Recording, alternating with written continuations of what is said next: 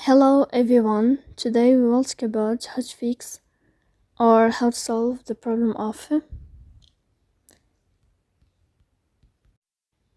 not thinking on the application of Slack.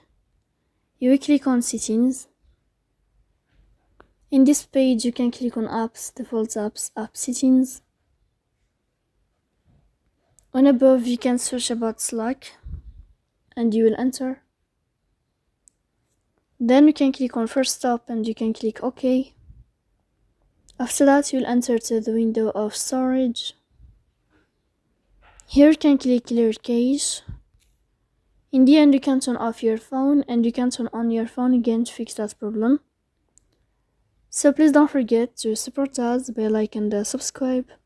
See you next time in another video, and thank you for your attention and your watching.